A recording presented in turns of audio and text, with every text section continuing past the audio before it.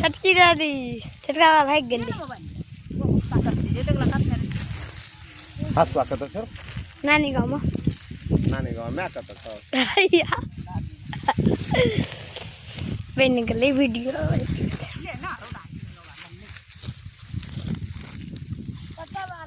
राम जय श्री राम। हम सरोज यादव। आज रामनवमी के शुभ अवसर पे हमने गेहूँ काटने का खेतों में काम शुरू किए हैं। जैसे आप देख सकते हैं कि हम पूरे फैमिली सब हैं, क्योंकि गांव है साहब, यहाँ पर मजदूर थोड़ी मिलता है, खुद काटना पड़ता है।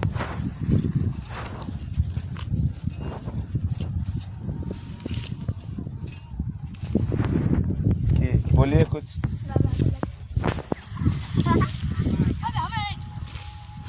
मामा